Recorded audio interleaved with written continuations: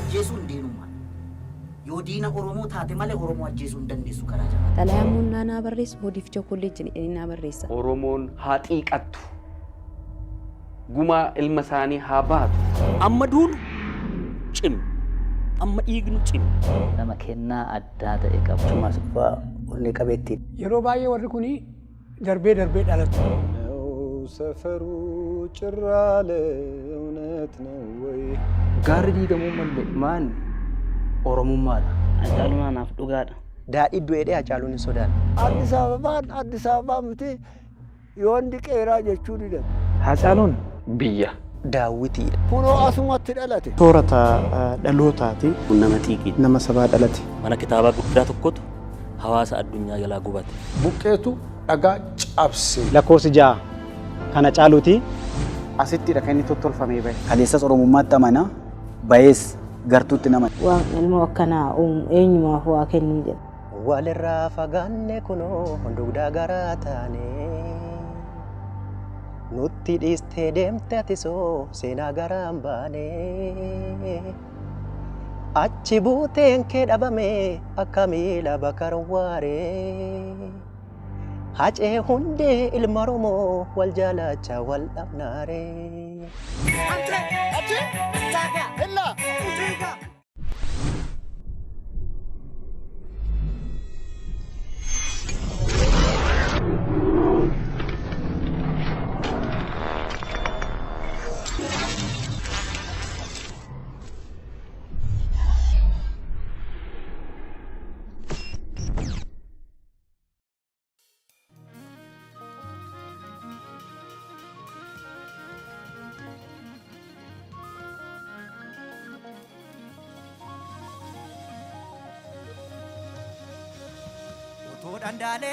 Daneta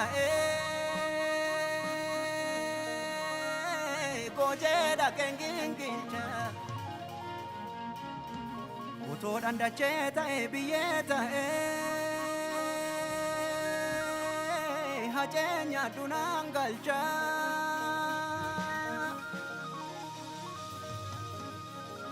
Jumburam punyang kabdi Bektem pumpatu mane Garang ko di be kabri dupi bati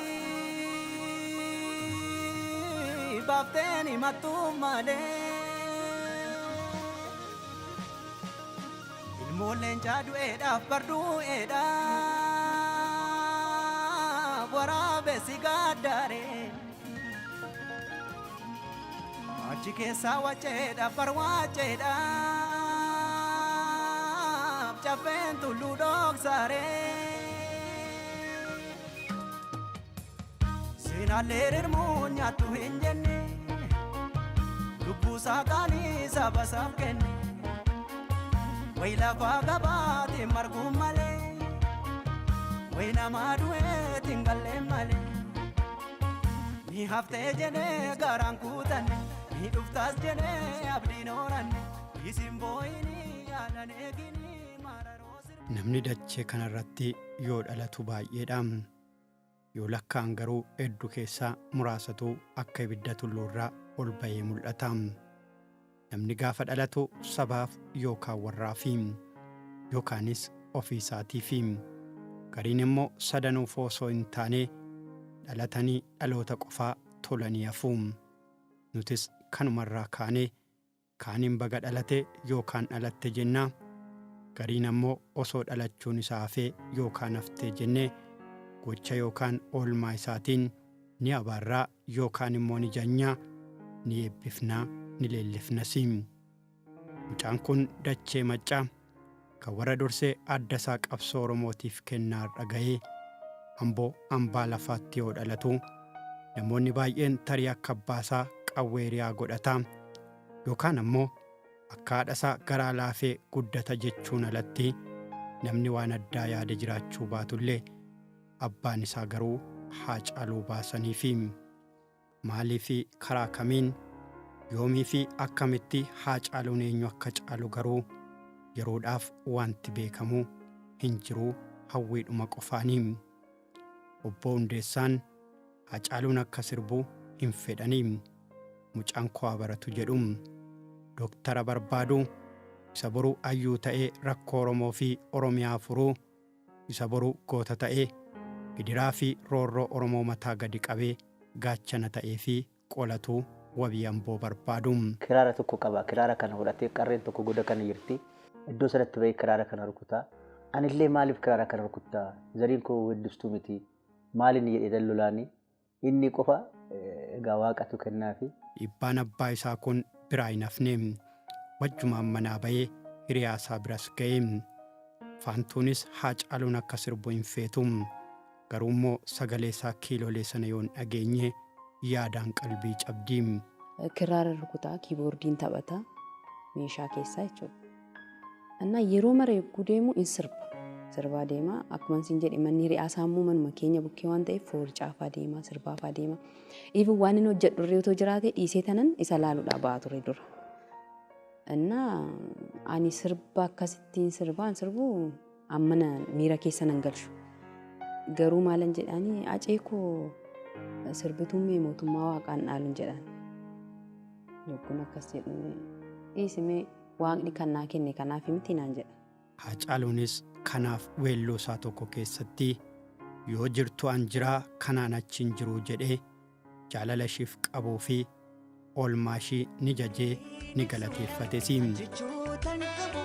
Yoo jirtuun an jiraa kanaan achiin jiru anoo humna qabu waa tokko si godhu du'ee baduu sillee an seenii waa'ee kee ibsuudhaaf an jechootan qabu yoo jirtuun an jiraa kanaan achiin jiru anoo humna qabu waa tokko si godhu du'ee baduu sillee an seenii irraanfadhu.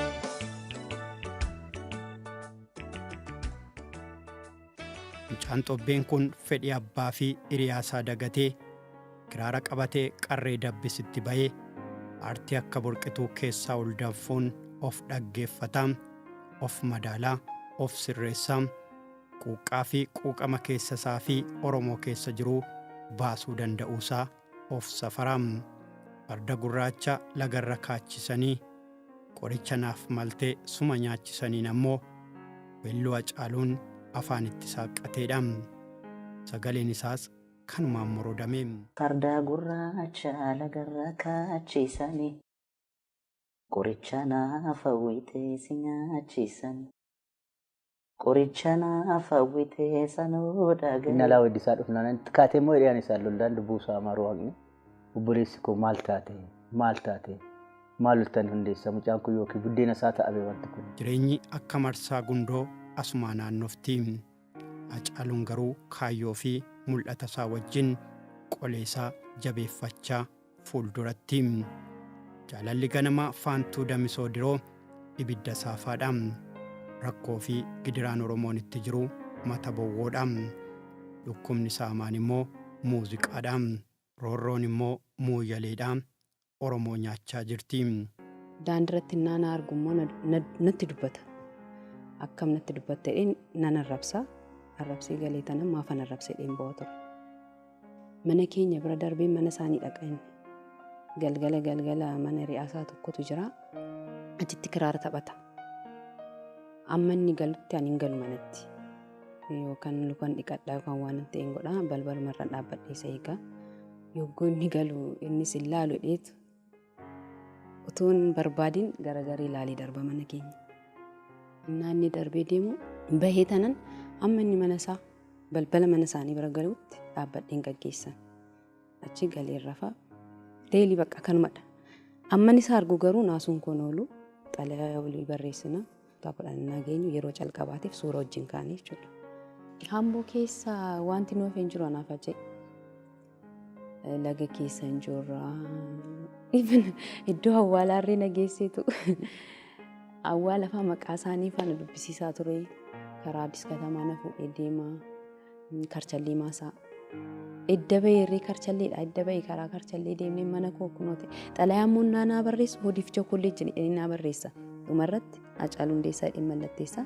Ka Hoodiif Chookolleejji naan jedha. Haacaaluun kana hundaa baachaa tulluu muuziqaa dheebuu jalqabee Namni tulluu dhiibuudhaaf manaa ba'e immoo yoo milkaa'e ni jigsaa yookaan immoo hanga jiguutti yoom biraa taa'aa.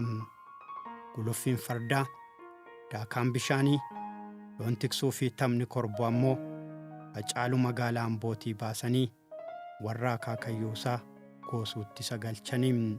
Waggaa 70 irraa fudhadhe. Waggaa 70 fudhadheen lafa Majaa jedhamu goosuutti guddise. Ilmoo koo bishaan daakuu barsiisee, sirba barsiisee, akkanatti sirbu jedhee goota faarsanii jedhee. Tuqamuun jaalatu gaafa tuqame garuu abidda jechuudha. Goota waan godhoo dhabee nama wajjin illee walitti bu'ee gaafa namni gargar nama qabu ijatu diddiimataa. Hacaaluun Amboof dhala isaati, ilmoo isaati, dhiiga isaati, waa hunda isaati. Hacaaluun har'aa biyyaaf ta'e kun asii biqile, biqiltuu Ambooti. Oromiyaadhaaf immoo yoo fudhatte faajjii isaati, faajjii Oromiyaati, mul'ata Oromiyaati. Hacaaluun ayyaana aartii qofaan kan daanga'e otoo hin ta'in guddisa isaarraa ka'e, naannoo isaatti waan argurraa ka'e, waan baraterraa ka'e, diddaa, gootummaa, fincil namaa waawu jechuu naannoo baraterraa ka'e. Waggaa 27 dura sirni dargii kuffise kun yeroo dhufu akkamitti asitti gootummaadhaan akka lolaa ture, akka asin ceene akka lolaa ture uummanni kun. Yeroon asirraan darbu taankii asitti daaraa ta'e baay'ee ilaalaan darba, ajaa'iba. Gootummaan naannoo inni itti dhalatee kuni ajaa'ibadha. Anaa fi haadha isaatii haadha malee ilmoo miti. Haadha. Yoo dhufu konkolaataa achi dhaabee fiigee innaa dhufu karaa kana qabatee jirta attam jedhee kana qabatee haadha anatti akka haadha akkanatti ana akkanatti na wajjin otoo cannaqamu mucaan koo baalageen balleessitee Hacaaluun haadha keenya malee ilmoo keenya miti. Haadha keenya haadha nu dhaltedha. Haati nama dhaltelee nama nuffiti. Inni qofa nama nuffine. Hacaaluun anaaf dhugaadha. Dhugaan dhugaadhuma. Ibsa biraan qabdu. Hojjetees biyyuun kana keessa taa'e. Hin baqannellee. Gaafa na ajjeesan na ajjeesan jedhee. Garuu akka du'uun beekaa akkasumatti ajjeesan. Anaaf Hacaaluun mana barumsaa kiyyaa, ijoollummaa kiyyaa, waa hunda kiyya.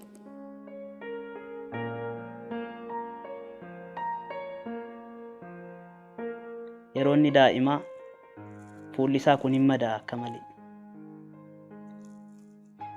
Yeroo sadeessi sana isheen barattu turte, hin baratti turte mana barumsaatti. Isa manatti dhiistee isa dhukkubsatu kana mana ciibsitee gaafa mana barumsaa dhaqu eetti haati keenya guddattuun. Blackboard irratti gaafa barsiisaa waa barreessu barreessee gaafan gadi jedhee ol ka'u masmara isa duraa barreesseen innaan ol jedhee ilaalu isa lammataa dubbisee barreessuudhaaf gadi jedhu gaafa inni fuula isaa hooqee dhiiga isaatu dabtara korranatti mul'ata. Isuman dura barreesse sanaan deebi'ee barreessa. Sammuun koo sirrii naa ta'uu dinnaanan amma mucaan koo naaf hayyuutti jedhee dhiisee manatti deebi'ee jetti. Aarsaan akka haadhaatti ishiin kaffalte kun akka haadhaatti salphaa ta'uu danda'a. Akka dhala namaatti garuu waan sammuudhaan olidha. Kana beekaaf natti fakkaata gaa haadha waliin qabnu qobaasaatti baafatee guddattuun koo aduutu jedha. Baay'ee wajjin cinqamee baay'ee wajjin rakkadhee tana guddisee kanumaaf naa kakata malee maalan godheef ijoollee baay'een qaba. Namni lubbuudhaan jiru tokko yoo harki mirga isaatii tokko cite harka kiyyatu cite hin jiraadhu hin jedhu nama jiraata. Bitaas taatu harka mirgaatiin eeboo darbatta yoo ta'e hamma harka mirgaa san darbachuu dadhabda malee bitaadhaan isinuma yaalta. Namni yeroo tokko tokko yoo ijji tokko si jaame ija tokkoon baay'ee hubachuu hin dandeessu. Hacaaluu biraa har'a yoo Ijji lama badayyuu otoo hin jedhe wanni natti hin ta'u. Addunyaa kanarratti diinni Hacaaluu hin qabu yoo jiraate soba. Diinni Hacaaluu hin qabu yoo jiraate fakkeessuudha. Diinni Hacaaluu hin qaba yoo jiraate shira. Fakkeessituu miti Hacaaluun baay'ee. Sakandii tokkoof bara rakkina nama horiin isan dinqireedha. Waan namaa waan amma naan jaalatu waan dhugaa irratti taatitti immoo eeboollee akkanatti fuuldura qaban itti dirmee du'a malee irraan deebi'u. Kansaa adda. Kansaa adda. Beekumsi isaas guddinni isaas durumarraan itti fakkaata. Bakka guddaa ga'uu yaada. Jaalalaan guddatee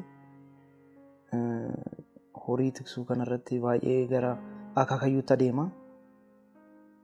Maatii keessatti jaalalumaan guddate Oromoo biratti immoo irra jireessa eenyummaa isaatii nama quuqamudha obboleessi koo. Dhaloonni isaa qindiidhumsaatti duubaa kaasee abba torba dhalate. Abba torba dhalate haadhaan abba torba dhalate. Illaammu keessaa bahe, abeebe keessaa bahe. Kan akka zoogaa booji'aa zarii isaati. Dhalattee daa'imummaa isaatiin dhugaa irrattan du'a. Balsa gafaa du'a! Balsa gafa maatoo! Qabayyoo gafaa du'a! Gara suuqoricha xaaliyaanii! Kun akkama sana miti kan xaayilaanii itti fannise dajjaa garsuu dhuki. Xaayilaanii dhaabee kan itti fannise iddoon kun. Iddoo jagni itti dhalatu. Iddoo waraanaati iddoon kun. Seenaa Taaddasaa Birruu hin gaafata. Seenaa Badhaadha Dilgaasoon gaafata. Akkasumas immoo Agarii Tulluun gaafata. Seenaawwan jiran kanan gaafata. Hawwiin isaa guddaan bilisummaa kana. Goota sanyii daraaraa kamanii daraaraa maal xajjeesse diinuma keenya xajjeesse miti daraaraa kamanii waan hin jiru zoogaa booji'aa akaakayyuu xoolaaf abeebe qeerransuma. Namoota ibsuudhaaf edaa jechoonni dadhaboodha. Dadhabina jechootaatu arge Haceen ibsa jedhee. Laafina jechootaa jechootatu na harkatti laafe. Isa ibsuudhaaf. Walirraa fagaanne kunoo dugdaa garaa taane nutti dhiistee deemte atisoo seenaa garaan baane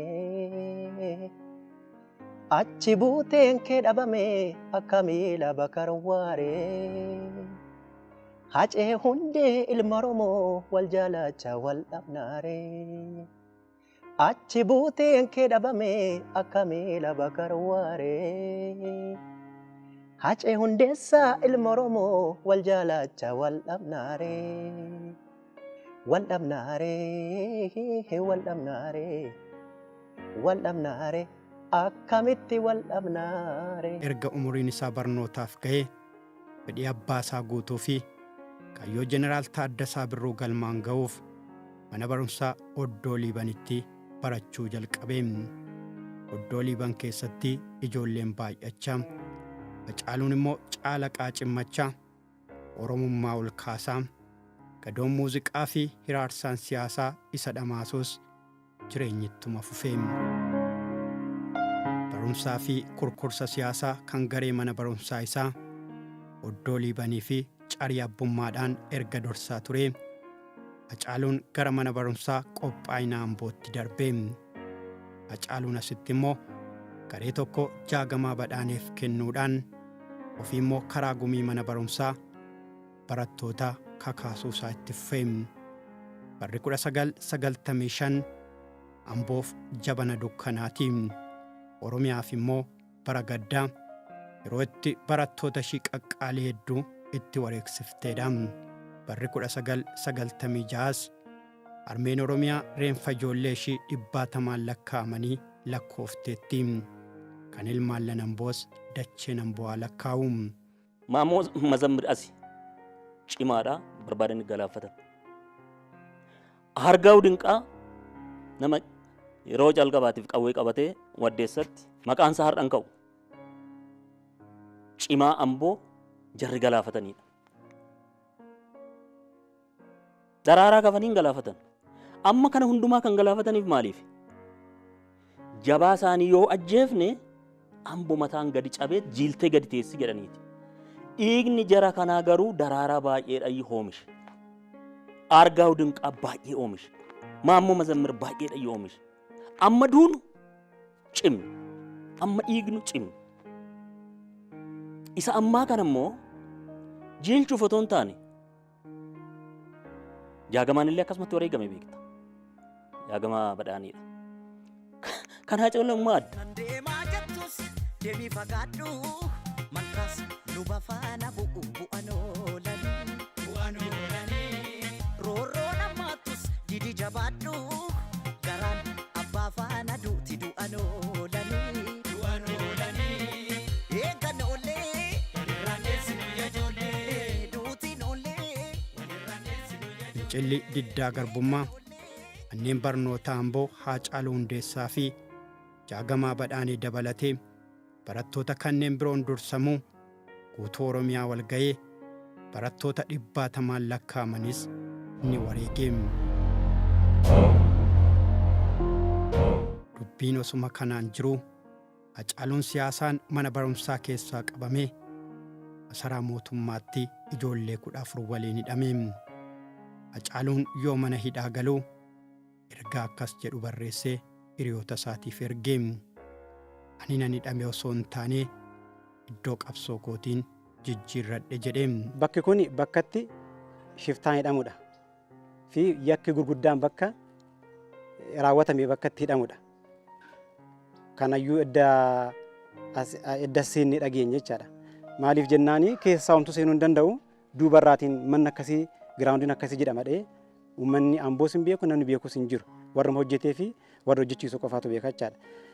Sababiin sanatti nu hidhanii fi tokkoffaa magaalaa irraa hixuudha, lammaffaa asfaaltii irraa hixuudha. Yoo ajjeesanis yoo iyyanis namni si dhagahu hin jiru jechaadha. Kanaatiif akka barbaadanitti nu reebuudhaaf akka barbaadan nu fannisuudhaaf yoo duunillee akka nu dhageenyee fi kanaafidha kanatti isaan filatan. Hidhamuu jechuun maal akka ta'e naan galuu hin beeku ture. Bakka Haaceen har'a hidhamee boru bahaadha kiyya kan inni eegaa ture. Achi boo'ee tanan gara manaatti galee bariitusaa bakka hidhame sanan deeme hin argisiisan. Yeroo mara ganama guyyaa galgala utuu achi hin gahin hin deebi'u. Achi guyyaa sadaffaa isaattidha. Obboleessi isaa fi eessumni isaa dhufanii huccuu fi nyaata qabanii maal hojjettanaan jedhan. Lakki Haacee yoo argisiisan jedhee ilaaluuf jennaan sitti hin argisiisanii kana boodaas hin dhufinnaan jedhan. Manadhaa sanatti gaafa tokko ooleen beeku ga'a. Hundoo si du'ee reeffa fudhadhu naan jedhu jedhee tanan barii bahee dhaqa qursii wayii godheen. Maali Haacuu horiyoonni kee fayyumaa? Maal taatee akkana taataa? Maalum jaalattamaan sii fiduu jedhaan. Ani harree miti beeree naan jedhe. Waa yaadaan jira harree miti ani. Sammuu keenyaaf qalbii keenya dhabnee akka baanu ture. Faallaa sanaa taanee baane nuti garuu. Dhokkamneetu maatii jalaallee nu dhoksaniitu. Nullee waliin arginu achi keessatti. Warri nu qoratan illee poolisii magaala kanaaniti. Federaalarraa dhufanii poolisii federaalaati. Ani mana isaa gadi kanatti hidhamee Haacaaluun kun mana kanatti hidhamee egaa mana kana hidhaatu wal nu barsiise jechuudha. Sababbii galgala geerarsaatiin ijoollee jabeessa jedhamuutiin achittis illee reebamee hanga har'aatti gurri isaa otoo hanga gaafa duutullee gurri isaa dhukkubsataadha. Maatii dhokadhee kanan deema. Guyyaa meeqaffaa isaatti innaa waraabbaman nan arge. Bakka Haacee sagalee dhuma isaan dhagee bazzii lihidedhe sagalee isaan dhagee namni baay'een waan ilaalaa ture. Yeroo sanaan hin beeku maal akkanarraa ka'e hin beeku akka ba'aatti narraa ka'e waan ta'e nan gammades bakka guyyaa torbaaf waan inni hin argineef jechuudha. Mana hidhaa keessatti wal barre'anii Haacaaluun ani ala ta'e inni mana hidhaa ta'e guyyaa tokko akka carraa ta'e ayyaana bara haaraa baandiin hora Amboo hojjechuuf achi deemee egaa nuti yeroo sana informationii nuti qabnu umurii guutuu akka hidhamu Haacaaluun akka ba'u hin beeku ani. Kanaaf Haacaaluun sagalee kiiloolee kanaan geerarsaa Geetaachoo Hayilamaariyaam geerara. Inni nan boo'a bakka baay'een boo'ee maaliif sagaleen akkana yeroo kun otoo bahee hojjechuu danda'u akkamitti as keessatti hidhamaa naqaan yeroo baay'ee yeroo ayyaana waggaasa wajjin nan oolaa kaaseetti haaraan gaafa ba'u biteefin naqaa achitti. asafna kan jedhu hin jiru keessa. Yoomiyyuu hin baana. Yoomiyyuu hin injifanna. Yoomiyyuu waa tokko uummata kanaaf keenyee dabarra waan jedhudha. Inni kun almost itti milkaa'eera. Gaafa nuti achi gallu maal goone inni irratti malee maranne. Ani isaan keessa xiqqaadha. Natti aanee mucaa dheeressaa jedhamu tokkotu kutaa 7dhaan kutaa 6dhaa isaan kaan kutaa 9 kutaa 10 kutaa 12 warra kaan. Uummata kana barsiisuu qabna Abaa Caalaarraa kaasnee inni yaadde. Edda kutaa 1 fi kutaa 2 barsiifnee booda waggaa isaatti waajjira barnootaa eeyyamsiifnee leegaal goone jechuudha. Dirreen kun immoo yeroo mara lafa Hacaaluun kubbaatti taphachaa turedha. Hacaaluun achi keessatti barsiisaa ispoortii fi muuziqaati. Hiriyoota isaa kana faana jaalala kan qabu, sirreeffamtoota kaaniif illee jaalala gaarii kan qabu, amala addaa kan qabu mucaan kun. Namni mana hidhaa keessa taa'ee yookiin dukkana keessa taa'ee waa'ee ifaa uummataaf yaaduu miti ofiifuu yaadu. Waggaa 4tti galmeen nutti baname. Wanta Hacaaluun uummata kanaaf gumaache. Weelluun qabsoo Oromoo dadammaqsa iddoo kanaan ga'e kun asittidha kan inni tottolfamee bahe. Walaloo isaa sanyii mootiin alatti asumatti barreesse. Lakkoofsi 7 hankooti, lakkoofsi 6 kana Hacaaluuti wanta addaa waan adda ta'e yookaan immoo zeerfoor jennee waamna nuti. Isni yoo keessa jiraate yookiin foon qulqullaalee waan akkasii ta'ate innis achirraan beekna gurshaa anis asirraatiin beekan isa gursha. Irri geerareen quufne hidhaa qaallitti jira. Irri geerareen quufne hidhaa qiliinxoo jira. Irri geerareen quufne hidhaa karchallee jira. Karchallee amboo jira. Anoo maalan geeraraa tanoo yaada yeela. Iraarsaan mana hidhaa cimus dhiirri hanga reebamuu lafeen isaa jabaataa hanga dhiibamu immoo dhiibuu baraam. Hacaaluun waggaa 5 boodaa yoo mana hidhaatii ba'u qabsoo Amboo bilisummaa fi birmadummaa Oromootiif gaggeessaa ture dabaaluuf rasaasni isaa kan inni itti qiyyaafatee muuziqaa ta'uusaa mirkaneeffatee. Ani immoo hawwisoo urjii Adaamaa galeetan ture beeksisa wayitu ba'e achitti hooggantoota yeroo sana jiranitti sittimee nama dandeettii akkanaa qabutu jira. Yeroodhaaf dibbee aadaati irratti nu fudhadhaati. Ammayya irratti immoo sagaleedhaan hin sirbaa mee ilaalaa hidheetan dhufee aceen qoramee darbee akkasitti ammayya irratti sagalee otoo sirbuu aadaa irratti immoo dibbee sana otuma hojjetu akkasitti 8 wajjin hojjennee innis gara Amboo barumsaatti deebi'ee ani immoo baandii burqaa buraayyuu galee jechuudha. Kan ormaa taate maal godhu har'aa boreetu kana fidee garaan kommoo si malee kuno har'as amma si didee.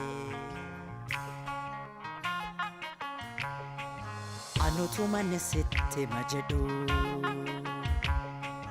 kan ormaa taate maal godhu har'aa boreetu kana fidee garaan kommoo si malee kuno har'as amma si didee.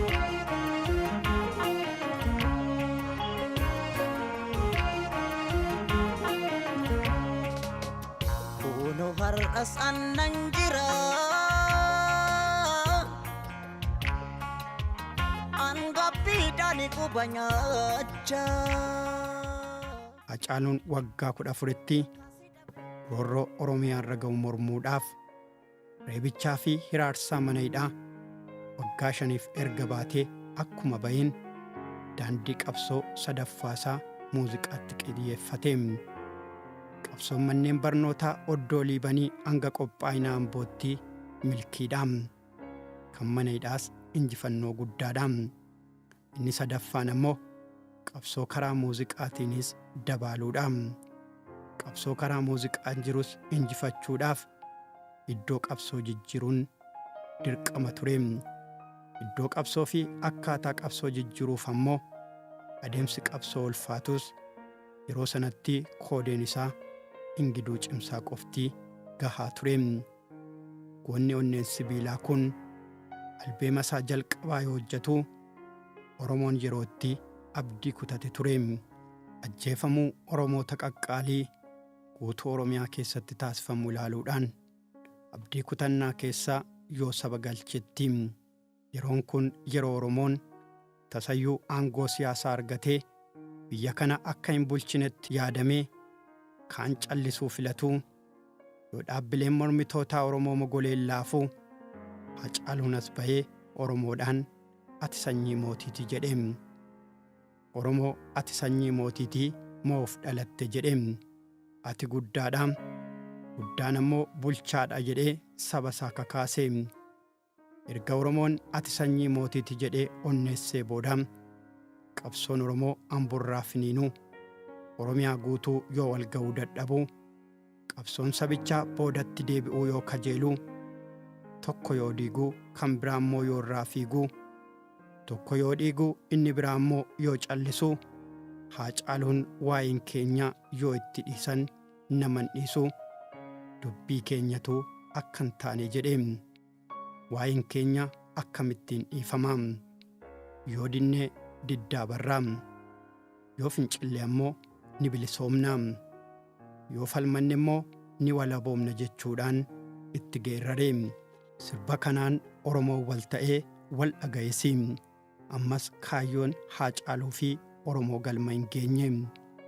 Inumaayyuu dubbiin Oromoo cabarratti okkola ta'ee maqaa maastar pilaanii jedhamuun handhuurri Oromiyaa Finfinneen Oromoo irraa cituuf kaateem. Seenaa Oromoo keessatti qabsoon dhiigaa fi aarsaa wareegama guddaa nama kaffalchiisu yoo dhufu Hacaaluun ni barbaachisa tureem.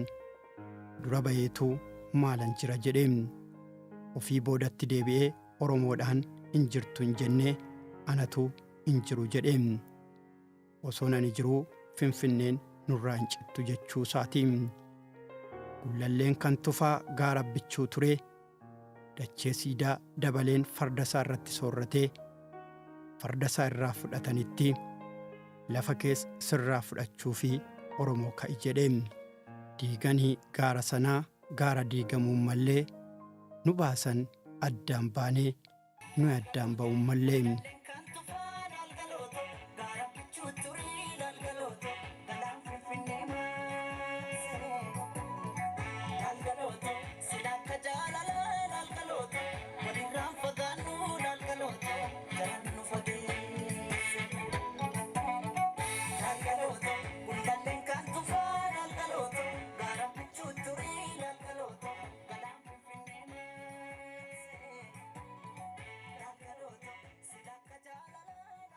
Gullalleen kan tufaa yaadni kun kan ba'e namicha Enrico Cerullo jedhamu bara 1922 The Folk Literature of Oromo Profeesara Xaaliyaaniidha. The Folk Literature of Oromo jedhee kan barreesse waa'ee keessattuu tuulamaa Oromoo liineejii Oromoo tuulamaa keessaati Galaan kan jedhamu giddugala biyyittii akka inni qabatee jiru mandarri jalqabaa Gullalleen immoo kan ishiin hoogganamaa turte nama Tufaa jedhamuun kana baay'ee kitaabni kun kitaaba baay'ee turedha. Institute of Ethiopian Studies keessatti dubbise kitaaba kana. Hacaaluun kitaaba kana illee dubbiseera jechuudha. Wanti nun jedhu jechisaa jecha hayyootaa jecha beektotaa mammaasota waan jaarsoliin jedhan waan biyyi jedhamtu keessa rabeedha sirbata. Wanti hamaan tokko dogoggoreellee afaanii san ba'u jechuudha. Hacaaluun baay'ee qoosaa jaalataa. Dallantee irree Hacaaluu bira yeroo geessu wanni dallante suni hundi sirraa bada jechuudha. Si gammachiisa, si kofalchiisa. Osoo ta'ee fi otoo aaruu baatee yeroo baay'ee gammachuudha kan fuula isaa irraa argitu.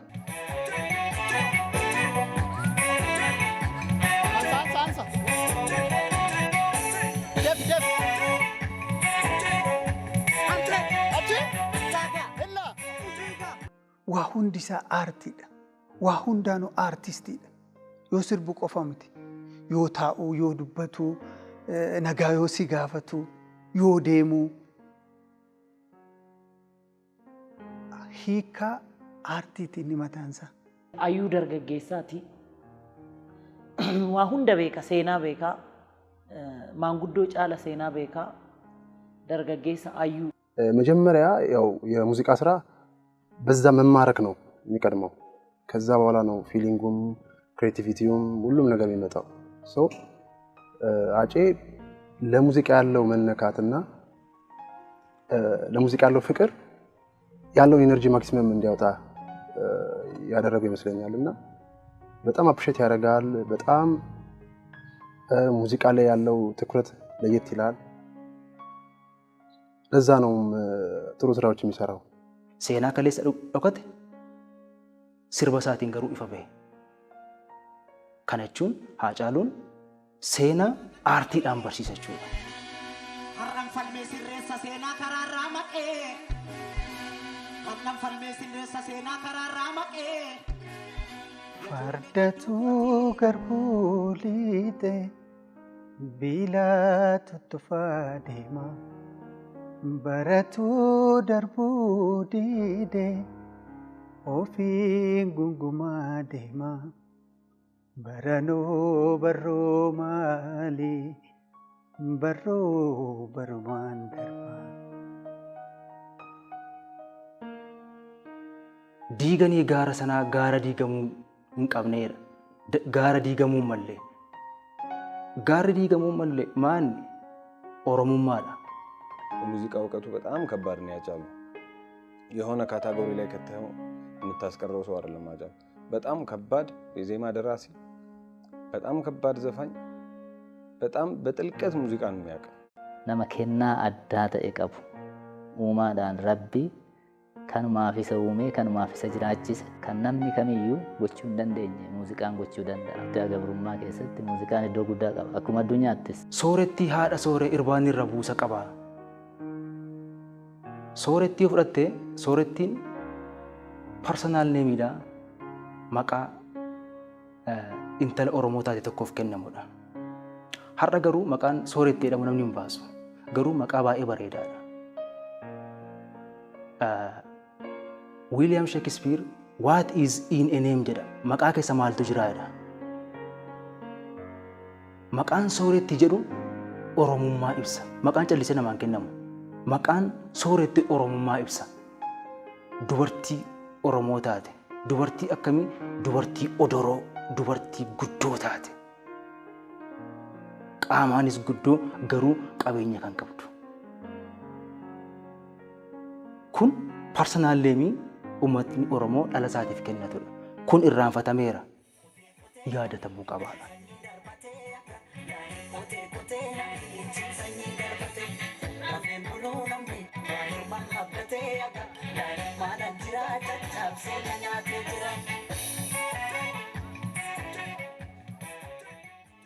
Maalan jiraanis injifataadhaan Haacaaluu fi walleewwan qaqqaalii artistoota Oromoo kanneen biroo waliin ta'eetu injifatee. Haacaaluun lolchiiseetu Oromiyaa fi Oromiyaan akka walirraa adda hin baane ni hambisiise. Oromoo fi Oromiyaanis walirraa hin cinne, Haacaaluunis hin injifatamne. Maastar pilaaniin erga fashalaa'ee booda immoo Oromoon sirna garboomsaa ofirraa kuffisuudhaaf aarsaa guddaa kaffalee. Haacaaluun har'as hin baqanne. Ani hedduu beekameera jedhee boonee istiidiyoo muuziqaa qofa hin oollee galee dhokatees hin teenye. Biyya hambaattis hin godaanne. Iddoo sabni isaa itti wal ga'u hundaa deemee waliin gaddaa fi gammachuu isaa hirmaate. Akka miliinee addaraashiin sun guutuu gooleetu achitti hojjetamuu qaba. Gaafa hojjetamu immoo meeshaaleen isaa koonsartii osoo hin taane koonsartiif teeletoonii ta'uu qaba.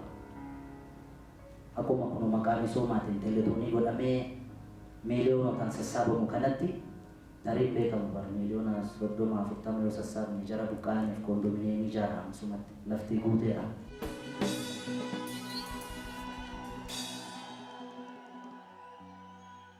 Harargeen mancaa qarraa.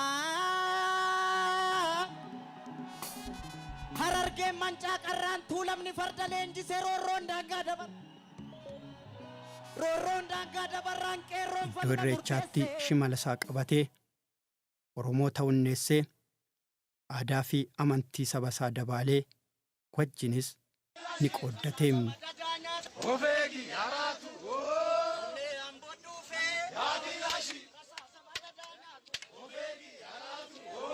Waa'een keenya yoo itti dhiisan naman dhiisuun raffisu na fuuldura yaada naqeen kormi biyyaa ba'ee biyya ormaa jiru hin bookkisuunuma baroodaan boolla keessa teesseet boolla qottii dhaala abbaa ishii filmoo rirmaan uffadhu naan toluu nyaadhu naan sifaa'uun dhaqee cinaachi koo yommuu lafa ga'u waan arrafuun se'aa hin rafne jechuudhaaf ciisa koorran jiraan koggalaanee tiyyaan araakii loofsituu aanee alaayee gaabjuun taaniin abjootiniin mul'ataa deeminaan jedhaa dukkanaan ibseen roorroon ammaattus didi jabaadhu garaan abbaa faana duuti du'an oolaniin cabsaanaa cabuu dhaloota duraan deesseen dasee taatee magariituun biyyee dirreetti walariitu fardeenni maariyyee keessa qaxxaamurree dalantaan darbinaa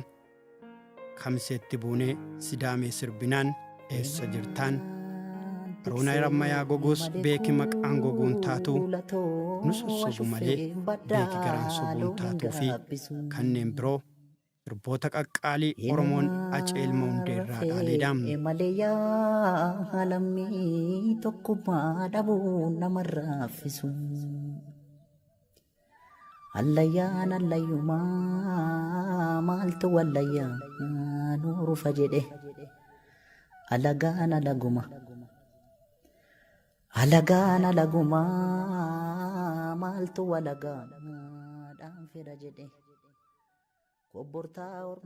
Artii Oromoo keessatti walleen waa weellisanii biraa galan miti aarsaa qabaam. Aarsaan immoo wareegamaan dabaalamaam. Kan wareegamu immoo gootaam. Eebbisaa du'ee jedhee Usmaayyoon hin sodaanne. Usmaayyoo du'ee jedhee Yoosef hin sodaanne. Daadhii du'ee jedhee Hacaaluun hin sodaanne. Hacaaluu du'ee jedhee anis hin sodaadhu. Nan xiiqeeffadhe. Haaloon qabadhe. Daran Hacaaluu kumaatamaan baasuu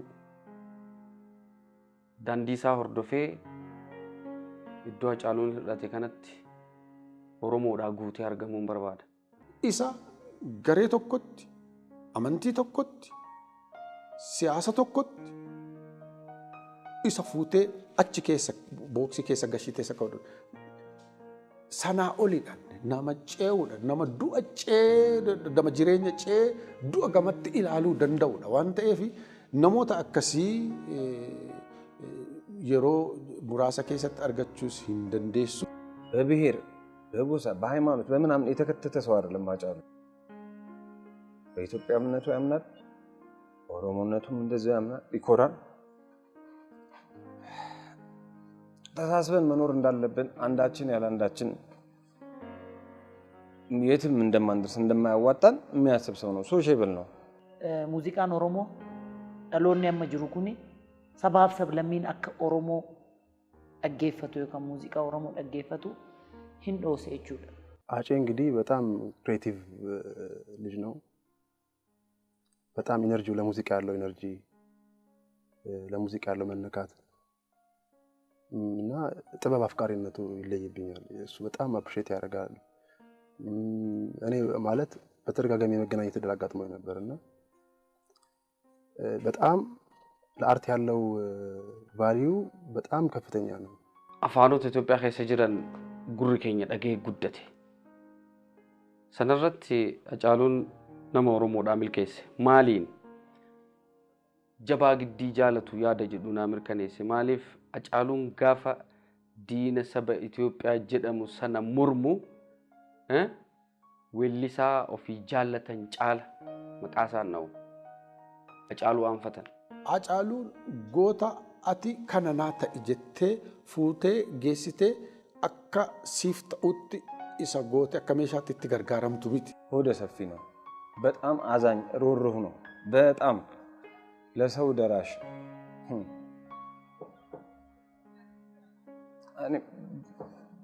ምን ማለት የምናውቀው ሰዎች ነው ከሱ ብዙ ነገር የተማርነው። የማያውቀው ሰው ይሄን ይማር ከሱ ይሄን ይማር ልል አልችልም። inni nama adda adda qooduu hin beeku, nama adda adda qooduu hin jaalatu. Namni walqixxee maaliin maal kan abalu argatee abalu maa dhabaadha. Abalu argatee abalu maa dhabaadha kan isa mormu malee nama addaan hin qoodu. Dhuguma immoo Oromummaa isaatiif cimeetu lola. jechoonni isaa ulfaatoodhaa lafee namaa cabsuu qaama namaarraa citanii dhiiga namaa keessa labanii kulkula roorroo riganii nama keessaa baasuu sirboonni Haacaaluu raagdotaa boru barii namatti agarsiisuu suura guyyaa boruu kaasaniis namatti mul'isuu. Sirna kaleessaa darbe keessatti waan hulee ittiin rukutan wanta immoo irra ture wanta immoo hamma irra jiru waan gara fuulduraatti itti deemnu nama tilmaamee beekudha nama hakeekudha nama beekudha. ጎበዝ ዜማ ደራሲ ነው። ዜማዎችን ለመስራት የሚመርጥበትም ቅኝት ዘፈኖችን ለምን ፐርፐስ በምን እንዴት መስራት እንዳለበት ያውቃል። እንደ ሙዚቀኛ በጣም ጎበዝ ድምጻዊ ነው። ለኔ በጣም ድምጹን በጣም ነው የምወደው። ምነው ሰፈሩ ጭር አለ እውነት ነው ወይ ወሬም ሰማው ተደርጓል ምን ወይ በድዬሽ አይደል አምናለው መለየትሽን አላሰብኩትም ክፉሽን የኔ ያለሽ በድዬሽ አይደል አምናለው መለየትሽን አላሰብኩትም ክፉሽን የኔ ያለሽ።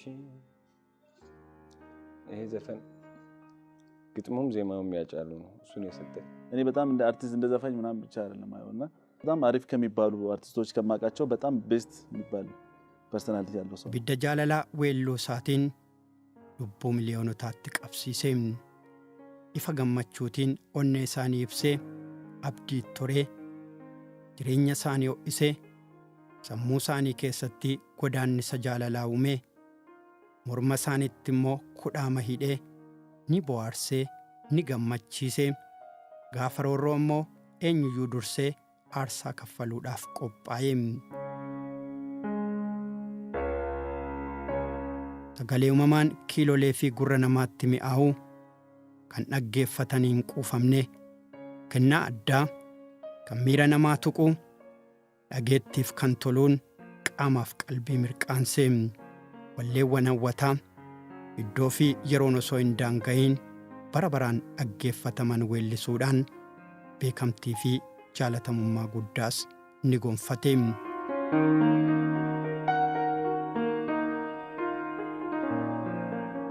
Sirboota isaatiin uummanni mirga isaatiif akka falmatu kakaasuun alatti qabsoon uummataa wal qabatee akka finiinuu boba'aa ta'anii ibidda qabsiisaniiru.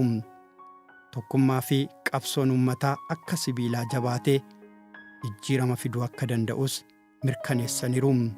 Injifannoo Oromoon Adiwaatti argatee irraa fudhatamee Oromoodhaaf deebisuuf hayyuuleen hedduu qorataniiru, barreessaniiru, barsiisaniirus. Garuu immoo Oromoon kan kooti jechuu dadhabee lafee ilmaan isaatii lakkaa'as jiraatee. Hadda 4 kiilootti geerarraa nuun jedhe jecha tana duwwaa jira. 4 kiilootti geerarraa yeroo jedhu akka ani hubadhe erga sagantaa sana xumurree baanee booda hin taphannaa 4 kiilootti hin taphannaa hin bashannannaa hin geerarraa waan jedhu natti fakkaate. Biyya kana keessatti namoonni Oromoo ta'anii aadaa biraatiin afaan biraatiin waan Oromoos waan biyya kanaas ibsan hedduutu jira. Yoo danda'ani guutumaa guutuutti fudhatanii kan ofii godhu yoo kan ofii gochuu dadhaban immoo akka kan Oromoon taane godhu jidduutti hambisu. Oromoon Adwaas haa ta'u seenaas haa ta'u namoota dhuunfaas haa ta'u namoota aartii keessa jiranis waan hedduu hojjetanis haa ta'u yoo irraa fudhatamee kan kee miti jedhame kan koo miti jedheetu ofirraa fageessaa jiraate. Otoo dhaaba wayiin dhaabbatiin otoo garee wayii dhaabbatee karoora waggaa dheeraatti hin baasiin waan hedduu qorannoo garaagaraa irratti hin adeemsisiin garuu immoo dhugaa Oromoo hubatee onnee gootummaa Oromoo sanaan waan Oromoon qabu seenaa muraasa otoo hin ta'in namoota dhuunfaa otoo hin ta'in seenaa Oromoon biyya kana keessatti qabu inni guddaan Adwaa. Hacaaluun qobaasaa Adwaa Finfinneetti fuudhee galche. meeshaan isa fuuldura jiru kan isaan sodaachifne waan barbaade abbaa barbaadetti akka barbaadetti ergaa dabarfachuu kan danda'u. Qabsoo Oromoo fidee kanaaf dafee ol bahee sii galee bakka kana bakka buusuun xiqqoo nama rakkisa. Nama umriin xiqqaan garuu hojiinsaa kan jaarsomaa olii ta'edha.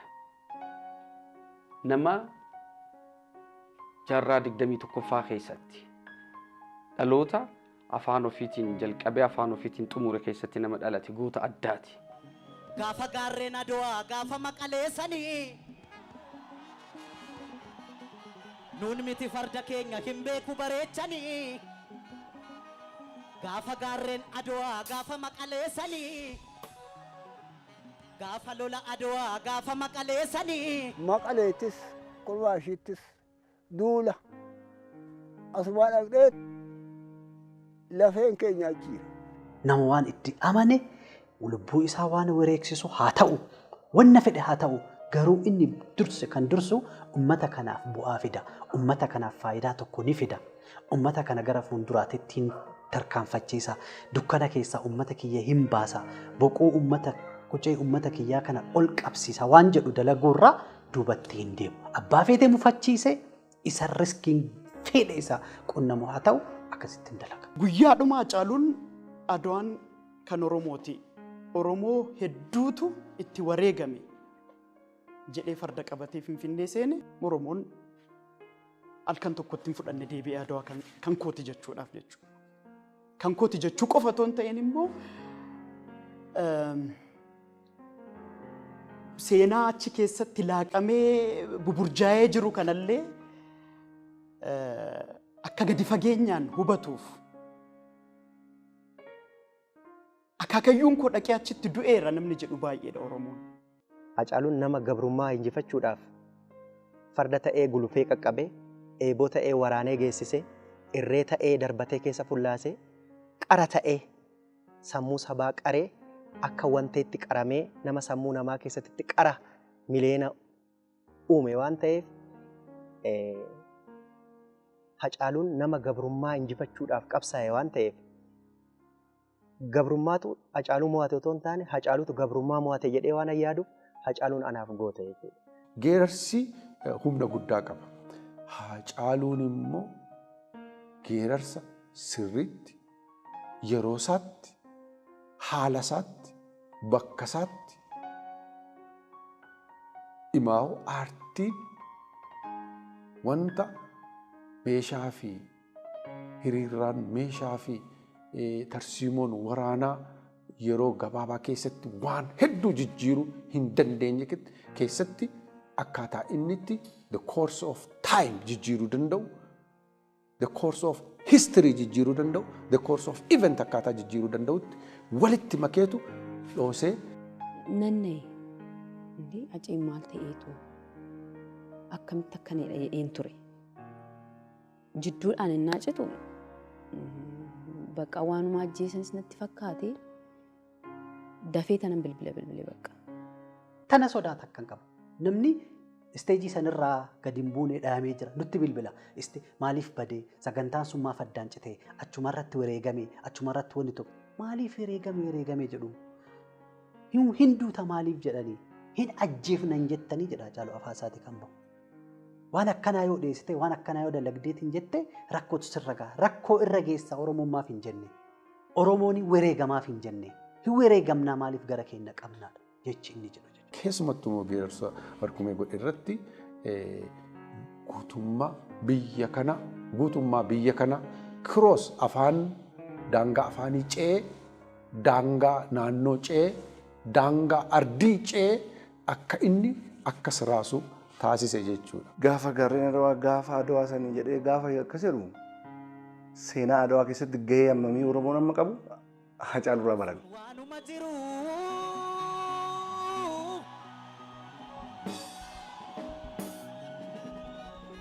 Obsuu waanuma jiru obsine amma obsa erga sodaa fakkaate ka'een ishiitti cabsaa.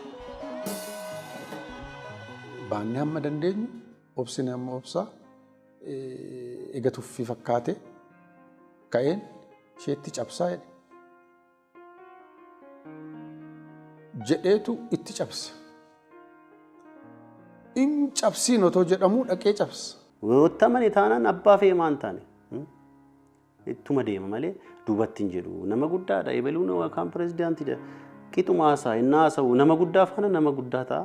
Xiqqaa inni argu xiqqaa ta'a. Nama akkasiitti Hacaaluun argu. Yeroo sana garaan koo tokko mucaan koo dubbataa ijaa ta'eef yaalittiin koo waa goote jedhee baay'ee garaan koo shakkaa jira. Karaa tokkoon immoo innaan qurxee xumuree dubbatu immoo hirummaa isaa nama dhalee baga dhalateef jedha. Kaafadhu farda keellolii 4 kiiloof situ aanee. Kaafadhu bulloo keellolii 4 kiiloof situ aanee.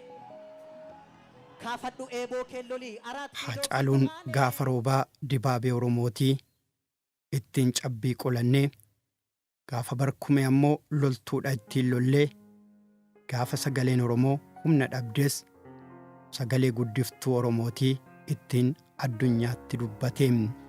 Waa'een keenya yoo itti dhiisan naman dhiisu bar dubbii keenyatu akka hin taaneem. Oromoo keessa kan naanna'ee dhikkifataa ture cabsee lubbuu isaa takkittii qabu wareegamtus hin gaabbu jedhee Oromoodhaaf dubbate, Oromoodhaaf falme, Oromoodhaaf iyye, Oromoon akka dammaqutti, Oromoon dammaqee akka duubatti hin deebinetti.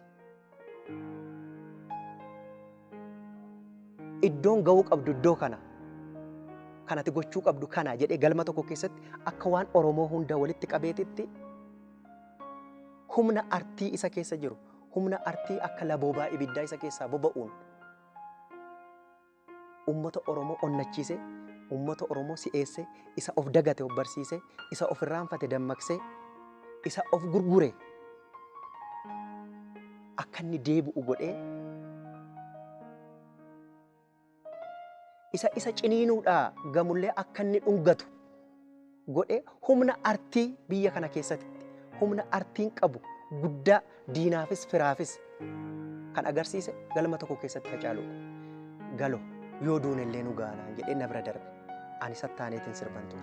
Oromoon gaafa Finfinneedhaa bahu farda isaatu bahee Hacaaluunis Adwaa Finfinneetti fiduu isaatiin dura farda Oromoo Finfinneetti deebise. Adwaa deemee bilisa kan baase fardeen keenya. Kanaaf ani fardeen nan fida. Akka fardeen keenya lolanii Adwaa bilisa baasan akka aartiidhaan mul'isaa jedhe. Baalchaa hospitaal jira Lidataa. Gara galeetuma xonneessee gara Baalchaatti geebee Baalchaa abbaa nabsoo Baalchaa gaafa Adwaa innaa jedhu waardiyyaan naanii indii maaltu nutti dhufe jedhanii namoonni bakka waan isaatu sammuu isaan nadhi. Seenaan biyya kanaa nama biyya kanaaf du'e kan leellisu ta'uu hin ta'in namoota humna argatanii biyya kana yeroo muraasaaf waggoottan dhibbootaan lakkaa'amaniif qorqaa turan warra sana faarsu ture. Adwaan akka sabni tokko kan sabni lama qofa mo'atee biyyattii kana garbummaa Xaaliyaan irraa hambise wayiitti kan fudhatamaa ture. Garuu fardeen inni itti agarsiise keessa fardeen naannoo kana keessatti naannoo Tuulamaar, naannoo Maccaa, naannoo kana keessa socho'anii gara Adwaa deemanii gootummaa isaaniitiin bilisummaa gonfatanii deebi'an suni kan inni magaalaa Finfinnee handhuura Oromiyaa keessatti agarsiise suni Oromaaf dhukkubbii ta'e ture. Hacaaluun erga Oromoon sirna hin barbaachifne ofirraa jigsuudhaaf fiixeerraan ga'ee as bahe immoo jirra jedheem. Jirraa jirtuu jedhee onneet toreem. Warra harkaa laafeen immoo jirtuu jedhee barbaadee ni gaafatee ni iyyaafateem. Michael Jackson tiriilariidhaan beekama. BB King tiriilariidhaan beekama. Thriller is gone jedha BB King. Kun konseptii thriller jechuun excite wanta nama godhudha. Giant muuzishaanonni kuni Michael Jacksonis BB Kingis namoota muuziqaadhaan addunyaa kana raasaa turanidha. Konseptii tokkoon beekamu. Hacaaluun garuu kophaasaa jirra hundeensaa jirridha. Eessa jirraa? Jirraa? Maalan jiraa? language productivityidhaan jechoonni irraa uumaman iyyuu malee beeziin isaa jirra kan jedhudha. Jirra bullee barii arguuf kun baay'ee optimistii ta'uu agarsiisa baay'ee pessimistii miti. Haacaaluun wanta tokko guulaan wanta dursee kan itti mul'atu waan guutuu ta'e wanti hanquu itti mul'atu dursee waan guutuu ta'e wanta mul'atu keessatti isa roga qabu isa roga gaariitu itti mul'ata dursee. Jirra bullee barii argachuun nam tokko bulee ciisee bulee barii arguudhaaf fedhii qabaachuunsaa mataansaa optimistii ta'uusaa agarsiisa. Namni akka of beeku akka mirga isaatiif falmatu. Dhalli Oromoo tokko akka mirga isaatiif falmatu eessa jirtaa jirtu jedhee dargaggeessa kana eenyummaa ofii keessattuu mee. Namummaa kana mammaaksa wanni dubbiin itti seenuuf jiru jira jedhetti seensa kan ka'umsa asitti qabaata jechuudha. Ka'umsi kun immoo maalidhaa? Koozii wayiiti. Sababa wayiitu jira. Sababni sun maalidhaa? Uumamni seera uumaa dabsee raajii bara kanarraa jagaa erga buqqee nagaa cabsee jedha. Waaqni sitti agarsiisu. Asitti uumaan waaqi wanti isaa ala jiru uumamadha. Dhagaan buqqeen dhagaa cabsachuun sobadha. Yoo bara isaatu fuggisoo ta'eef malee bara isaatu fuggisoo waan ta'eef buqqeen dhagaa cabse malee buqqeen dhagaan cabsu. Kanaaf dhugaan yoomiyyuu dhugaa ta'uu ishii dhugaan diddibuus bareechuus bocuus kan hin barbaanne yoomiyyuu dhugaa ta'uu ishii ibsa. Ammas kaayyoon Haacaaluu fi Oromoo aarsaa dhiigaan dabaalamuus galma hin geenyeem. Garuu immoo mootummaa garboonfataa jalaa qabsoo Oromoon teessoon jalaa jiguuf qophaa'eera. Wanni sodaa hin qabne kun osoo namoonni siyaasa Oromoo gaggeessaa jiran taa'anuu qabsoon dhiigaan ilmaan Oromootiin dhufe akka jalaa hin fudhatamneef isaanuma teessiseetti geerrareen. Ka'iseenii masaraan keenyaa hin sodaatinii dhiiga Oromootiin dhufe raakkiiloodhaaf situ waane jedheen.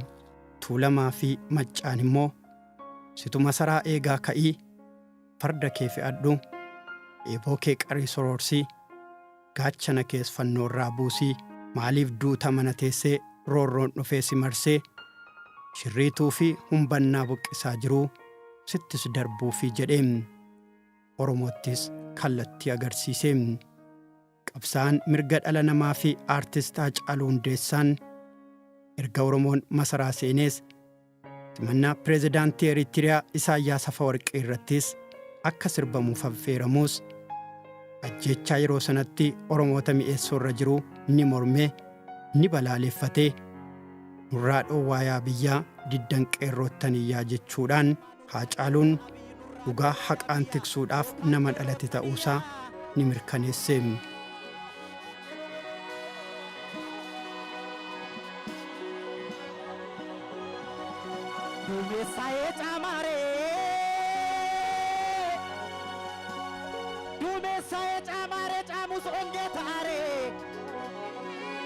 Namni ibidda beeku daaraa argeenaare bakka ajaan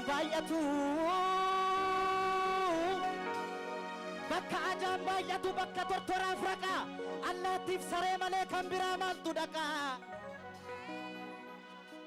Qabsaan akka Jeneraal Taaddasaa Birruu, Neelsan Maandeellaa fi Mahaatama Gaandii, Ayyuun akka Hayilee Fidaa, falmaan mirga dhala namaa akka Maartiin Luuter King, abbaa weelluu qabsoo akka Maakeebaa fi Bob Marley, Haacaaluu Hundeessaa Boonsaa, kanaaf hin duune kanaaf hanga jirrutti nu keessa marmaaraa. Kaduun beeka qofa yoon du'e maali? Dhugaan hojjedhee yoon du'e maali? Dhugaa hojjedhee du'a malee asii fachi mala maltumaa keessan galu jedheetuma afaan baasee dubbataa iyyuu mucaan koo. Haacaaluun amman du'aatti hin eegne iyyuu akka jarri akka namni isa ajjeesutti nan beeka. Jechuun inni xiiqii of keessaa qaba. Haa ta'u malee si'a ammaa Haacaaluun namni isa ajjeese jedhee hin yaadne. Oromoon akka sabaatti wanna qabu dhabe. Oromoon dhugaasaa dhabe. Qabeenya guddaa Afrikaan qabdu, qabeenya guddaa addunyaan qabdudha. Lubbuu isaatu dachee gatta'e malee seenaan isaa dachee ol waan ta'eef Hacaaluun hamma dura otoo hin taane hamma booda jiraata. Hin mararamuu, hin mo'amuu. Maaliif kaayyoo sabaati kan inni qabate waan ta'eef. እኔ እንደማውቀው ትንሽ በደንብ ሰው ቢያውቀው ደስ ይለኝ ነበር። ትንሽ እንኳን ትንሽ ማለት ማንነቱን ምን አይነት አስተሳሰብ እንዳለው ሶሻብልነቱን በእርግጥ አሁን ያው ሰው ሁሉም ልቡ ተንሰፍስፏል። አሁን ነው ያወቀው ይመስለኛል። ሁሉም ጋር የማየው ነገር አለ። አሁን ደስ የሚል ስሜት ይሰማኛል። እንደ ጓደኛ በጣም ተጫዋች፣ በጣም አንደርስታንድ የሚያደርግ የሚያዳምጥ ሰው ሲያወራ በጣም ማዳመጥ የሚችል መናገርም የሚችል አንደበቱን በጣም ደስ የሚል የምር በጣም አሪፍ ልጅ ነው። ሙዚቃን ሳስሞ ኦሮሞ መታ ወል ቀበቺሴራ namoonni baay'een weelluu Hacaaluu keessatti ara kiilofsitu aanedha irra xiyyeeffatan natti fakkaata. Sana miti garuu sana dura weelluun inni hojjechaa ture nama waa'ee Oromummaa beekuu fi nama sirba sirriin xiinxalee ilaaledha. Sirba Hacaaluu nama gadi fageenyaan dhaggeeffatedha. Kan sirba isaa beeku jechuudha. የመጀመሪያ ቀን እንግዲህ መጥቶ ሳምፕል የሚገባበት ቀን እሱ ፋይናሉን ጨርሶ ነው የወጣው እና ይታወቀው ነበር እላለሁ ከብዙ ነገር አንፃር ቀን ደውሎልኝ ነበር ማለት ነው። ከምሽቱ 1 ሰዓት አካባቢ ወይ አንድ ምናምን አካባቢ ደውሎ በዛ ሙዚቃ ጉዳይ ነው ያወራነው እና ያወራነውም ዘፈኑን መልቀቅ እንደሚፈልግና ላይቭ ሙዚቃ መሳሪያዎች መግባት እንዳለባቸው ቶሎ ቶሎ አስገብተን ባኬን ቪዲዮ ክሊፕ ሰርቼ እንደው መልቀቅ ፈልጋለሁ ምናምን ሲል ነበርና እንደ አጋጣሚ ደግሞ ሙሉ ነው የጨረሰው። ሙሉ ግጥም ነው የዘፈነው። ስለዚህ የሚቀራው እኛ ጋር ያለው ነገር ነው ማለት ነው። ፉልዱረ ዳበቴ ቆሞ ሰበሳቲ ኦል ቀባ ቱሬ ኦል ኑ ቀቤ አካ መታ ኦል ቀበኔ ደም ኑ ጎዴ አኩመ ጎቶታ ኦሮሞ ካኒ ኦሮሞማ ካን ሆልከኡ ቀባ ያ ኦሮሞማን ኮኔ አከተ ዱባኑ ለኑ ራፎ ከሱን ቀቦ ዋን ጉዳ መሌ ዋን ጥቃ ሂናውቶ ዱ ኢኑማ ያዳስ dandumsana oola hin milkeeffatas. Otoo lubbuudhaan jiru aadaa Oromoo, seenaa Oromoo, falaasama Oromoo, xiinsammuu Oromoo haala artistik ta'een uummata kana biraan ga'eera. Saba gabrummaa keessa jire bilisoomsuuf du'e malee duuta akkanaa immoo du'a miti. Kan dhaabbiitti sammuu du'aa baatee jiru jira. Qaamni mormaa gadi jiru hin dalagaa. Qaamni mormaa ol jiru hin dalagu. Nama sammuu du'aa baatee jiru. Kan akkanaa waliyyuu dhalatanii dhalanneerra jedhu. Hacaaluu faana garaa tokko keessatti dhalachuu jechuun carraadhasii dirqamas. Anaaf namni kamuu nama akkasaa wajjin otoo dhalatee otoo carraa akkasii argatee carroome namaafan hawwa. Quuqqaa saba Oromoo keessatti wanti isaa hafe tokko iyyuu hin jiru. Nus bor hin jirru. Garuu gaabii guddaa boru dhaloonni keenya uffatu dhayaa jirra. Isa kana xumuruun dirqama. Yoo hin taane Oromoof Oromiyaas qorri balleessa. Oromoo biratti kudhaamni wanta inni ta'e hin beektu. Dhaloota dhufuuf kudhaama seenaati. Kudhaama dhalootaati. Hacaaluun kaleessa warqeedha. Warqee mormaa. Har'a ejersa. Rirmi hin nyaatu. Qabsoon Oromoo gootota kumaatama dhale. Kumaa kitilaanis nu harkaa nyaate. Har'a iddoon irra dhaabannu hundu lafeedha nu waraana. Dhiiga nuun mucucaata. Nama ifaaf falmu, nama walabummaaf falmu, sodaa irraa kan ka'anii ofitti amanuu dhabanii dukkana uffatanii ajjeesuun isaanii ofii du'anii jedha. Namni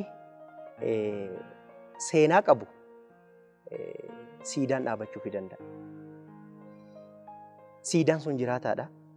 Hojii inni hojjete dhalootatti darbee jiraataadha. Hacaaluu waggaa 36 qofa jiraate jechuu hin dandeenyu. Garuu bara jiraate keessattis Hacaaluun mo'amee hin beeku. Yeroo jiru kana keessatti wanti isaaf nama gaabbisiisu illee hin jiru garuu of biraa dhabuudhaaf nama of biraa dhabdee obsitee teessu miti. Ejersa dhagaa rakkooti. Isa yoo muran dhagaa fi dhagaarraa cabsu. Oromiyaan ijoollee akkanaatiin ijaaramte. Dhala akkanaa yoo dhabdu ni bootti, ni mankaraarti, ni gadditi.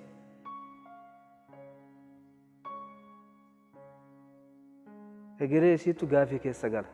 Namoonni dhugaa mataa isaaniitiif jiraatan addunyaa kanarratti turuudhaaf carraa hin qaban. Nama akka barbaade namni karaarraa qabee nama isa oofutu addunyaa kanarratti jiraachuudhaaf amma ta'e carraa qaba. Namni dhugaa isaatiif jiraatee carraa hin qabu. Hacaaluun hin duune yoomumayyuu hin duune. Waan gaarii hojjetee du'e aarsaa barbaachisu hundumaa yeroo gabaabduu qabdu kana keessatti raawwateeti jiru. Mana hidhaatti waan hojjetu hojjeteera. Alatti bahee waan hojjetu hojjeteera. Qeerroo keessatti waan hojjetu hojjeteera. Beekaadhaaf waan hojjetu hojjeteera. Ilma waa sadiif dhalchu. Waa sadii jechaan tokko ofiif dhalchu. Ofumaaf guddifatanii ofumaaf jiraachisanii ofumaaf nyaatee du'a ilmisuun achumatti jecha. Inni lammataan lammiif dhalchu. Lammii gargaara. Lammii keessaa beekamaadha. Mirga lammii kabachiisa. Lammata kun. Sadaffaa biyyaaf dhalchu. Biyya guddisa, biyya bulcha, biyya ceesisa, biyya ijaara. Biyya ceesisee gara addunyaatti dabarsa. Mucaan amma du'e kun kan keenyaa miti. Kan biyyaati. Otoo waa'ee Hacaaluu beekee diinni isaayyuu inni ajjeese iyyuu silaa amma bahee of ajjeesa ture. Hin beekan Hacaaluu.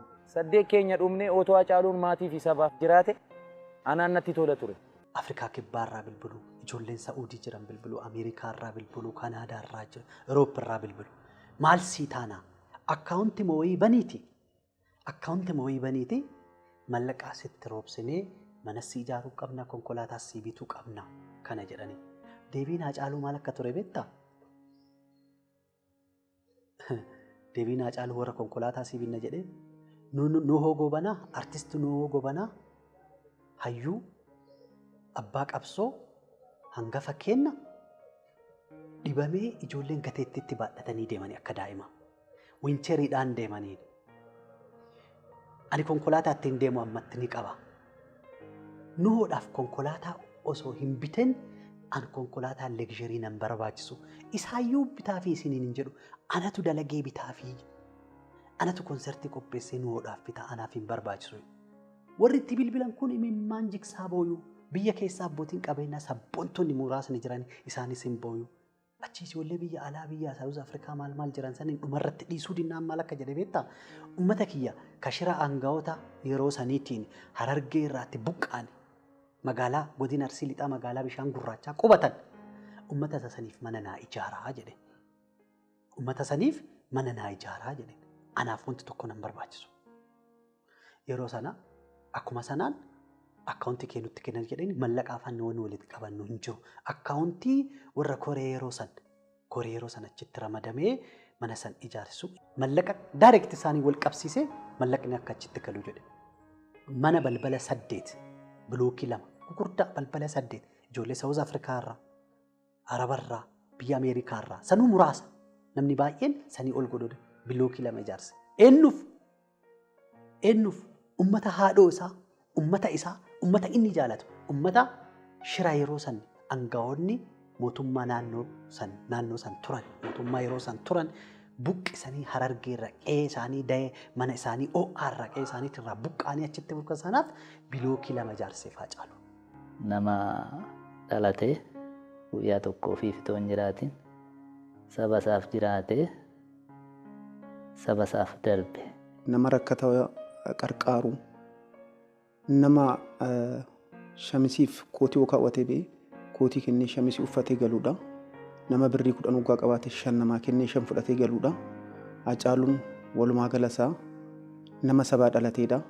Nama maallaqaa hin jiraannedha. Nama faayidaa hin jiraannedha. Nama uummataa jiraate, nama biyya isaati jiraate. Artistii beekamaa tokko yoo dhibame isatu biratti argamaa, yoo du'e isatu biratti argamaa. Qabsaa'ota gugurdoo tokko, gameessa tokko, warra abbootii qabsootaan isatu biratti argamaa. Gaafa Aliyyi Cirrii dhibamee achi ciisu namni jalqaba Aliyyi Cirrii achitti argamee Aliyyi Cirrii jechuun goota gammoojjii Baalee Koloneel Aliyyi Cirrii goota gammoojjii Baalee Koloneel Aliyyi Cirrii gaafa dhibamu Hacaaluutu biratti argamee dhibamsiise. Dhibamsiisee du'aan oolanii uumamaa gootichi gammoojjii Baalee Koloneel Aliyyi Cirrii hin du'e gaafa inni du'u Hacaaluun biyya biraa deemee jira. Galgala sa'a tokkotti biyya kanatti gale. Galgala sa'a tokkotti biyya kanatti bu'ee sa'a sadiitti konkolaataa isaa kaafatee Finfinneerraa madda Walaabuu yoo dogoggoruu baadhe kiiloomeetira 800 fi sanaa oli. 800 kana konkolaachisee dukkana bineensaati beeke. Barii gaafa reeffa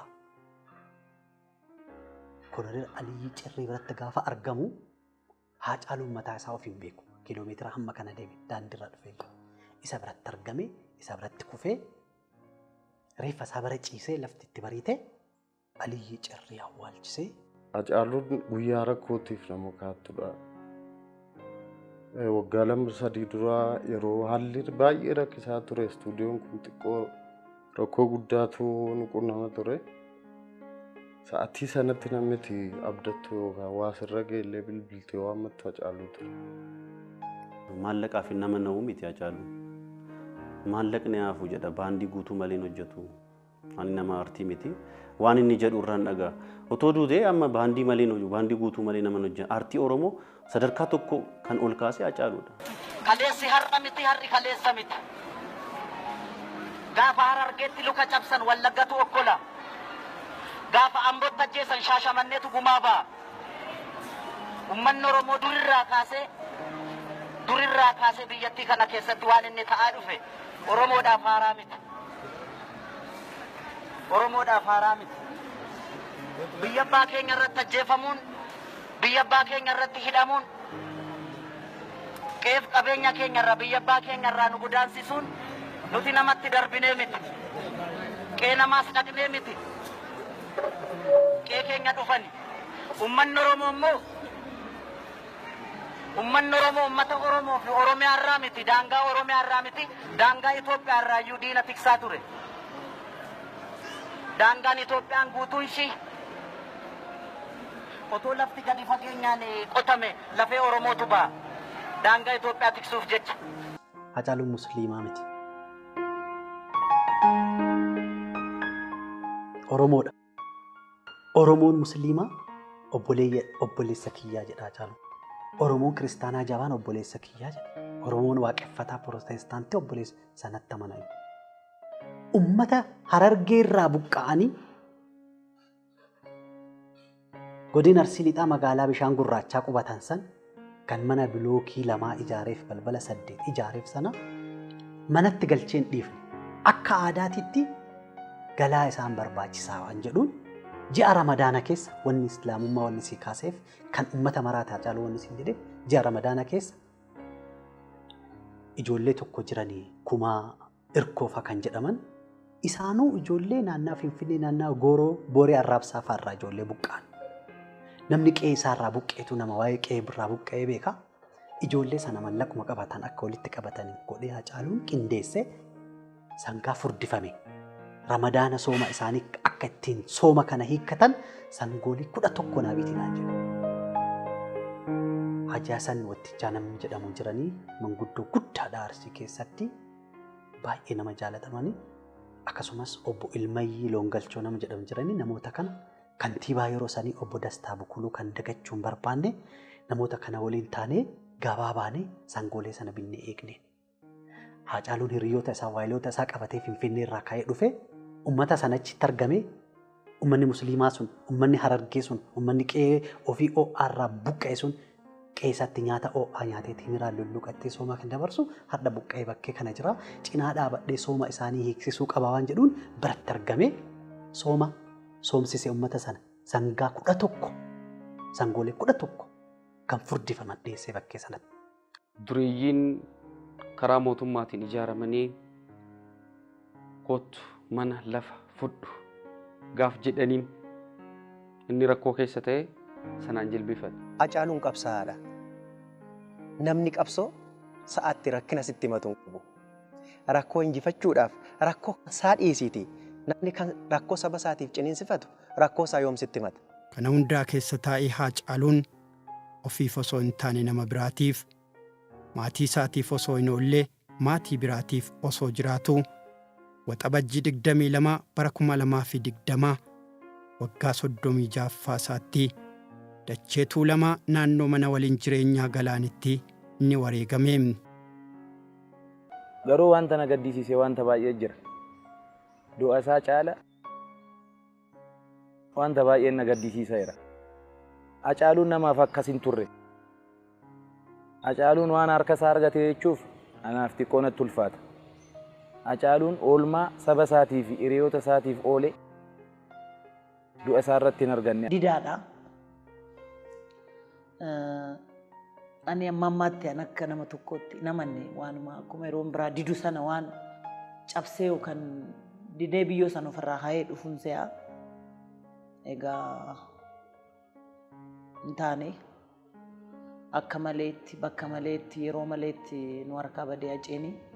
Egaa anis uummata Oromootiin har'as borus iftaanis gumaa Hacaaluu baasuu qabnan jedha. Fuulduratti Hacaaluu ta'een ala dadami jedhu hin fudhadhu. Eessaa ka'ee teessa dhaquutoo deemuu kufe. Kanaafuu kana galmaan gahuu keessatti nuti maal gochuu qabna jettee Oromoon haa xiiqattu. Gumaa ilma isaanii haa baatu. Nuun jabaadhaa namni nuun jedha isaaniin warra gaddaa jedhaniin immoo namni jabaadhaa waan hin jenneef haa jabaatan isaanis. Waan dhala isaanii irratti kan akkana hin fidiniin jedha. Biddirri isaanii waan gaarii naa deebi'u. Waaqayyo isaanii haa jajjabina kennu. Biddira alamii, biddira qananii haa arganii, biddira akkanaan argini. Jireenya gaarii ilmoon isaanii mul'atee, guddatee, dubbatee, dhalli dhala isaanii itti darbee beekaan haa dhalatu jedha isaaniif. Maasaan gamaa lafan baate, maasaan gamaa lafan baatu, talbaa facaafa kataati, talbaa facaafa kataati, tokko du'ee tokkon taa'u, wal gaggalaafa kataati, wal gaggalaafa. Kabanyee fi ulfinni guddaan kan Hacaaluu Hundeessaa fi gootota Oromoo kanneen osoo mirga Oromootiif qabsaa'anuu wareegamaniitiin.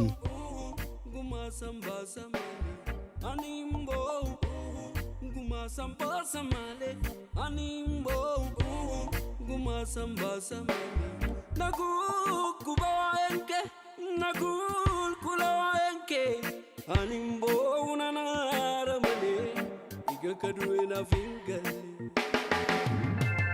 Na dukube, na kulkule, atiko ainke na dukube. Na dukube, na kulkule, atiko ainke na dukube. Na dukube, na kulkule, atiko.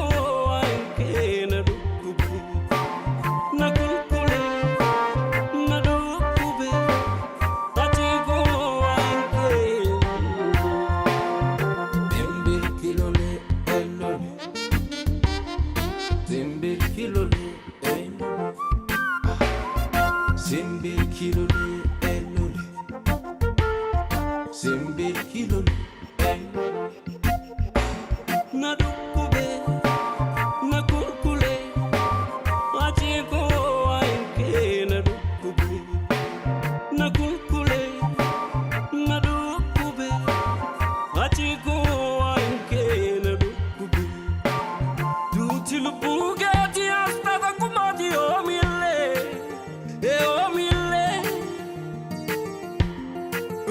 boogie, the